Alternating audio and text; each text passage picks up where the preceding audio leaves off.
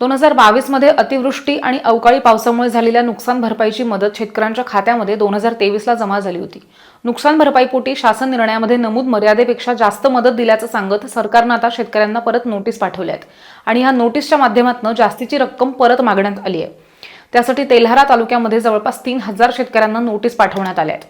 शेतकऱ्यांना पाठवलेल्या नोटीसमध्ये असं सांगण्यात आलंय की तुम्हाला देण्यात आलेल्या मदतीमध्ये अतिरिक्त निधी तुमच्या खात्यामध्ये जमा झालाय आणि ती रक्कम परत करावी, अन्यथा कारवाई केली जाईल। त्यामुळे त्या शेतकरी संकटात सापडलाय। शेतकऱ्यांमध्ये तीव्र नाराजी सुद्धा पसरली। हा आमच्यावरचा अन्याय आहे, शासनानं हा विषय थांबवला पाहिजे असं शेतकऱ्यांनी म्हटलंय। पूर्वी हे सरकार काय म्हणत होतं की तुमचा सातबारा कोरा करू, आता या नोटिशीतून सरकार म्हणते की तुमच्या उचित कारवाई करू। कितपत योग्य आहे? जर आमच्याजवळ आज पैसा द्यायलाच नाही, पैसा आम्ही भरूच शकत नाही, त्याच्यात आम्हाला तुरुंगात जायचं काम पडलं तरी चालेल। नोटीसमध्ये काय म्हटलंय? नोटीसमध्ये काय म्हटलं की 3 दिवसात तुम्ही उचित तुमच्याकडे जो अतिरिक्त बोजा आला तो भरणा करा, नाहीतर तुमच्यावर उचित कारवाई करण्यात येईल।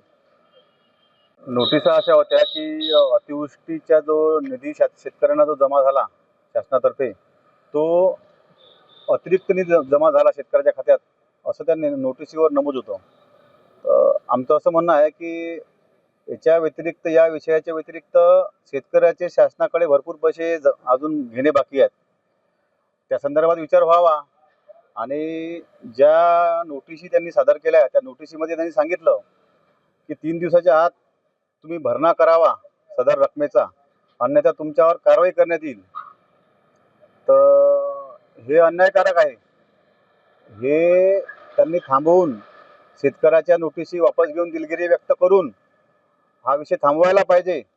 हा विषय जर त्यांनी सहानुभूतीपूर्वक जर थांबवला नाही प्रशासनाने, तर आम्ही शेतकरी, तालुक्यातले सर्व शेतकरी सामूहिक आंदोलन या ठिकाणी उभारणार आहोत। 2022 मध्ये खरीप हंगामातील जी अतिवृष्टी झाली होती त्यामध्ये ज्या शेतकऱ्यांचं नुकसान झालं होतं त्यांच्या याद्या अपलोड करताना काही तांत्रिक अडचणीमुळे काही शेतकऱ्यांना दुबार लाभ मिळालेला आहे। तर तो लाभ शासन खाती जमा करण्यासाठी तहसील कार्यालयामार्फत नोटीस देण्यात आली असून संबंधित शेतकऱ्यांनी जे आपल्याला एक्स्ट्राचे पैसे मिळालेले आहेत ते तात्काळ शासनाच्या खात्यात जमा करावं, असं मी या ठिकाणी आवाहन करत आहे सर्व शेतकऱ्यांना। आकडा तो अराउंड 2900 शेतकरी आहेत, त्यांना लाभ मिळालेला आहे दुबार, तर त्यांच्याकडून वसुलीची कारवाई सुरू आहे।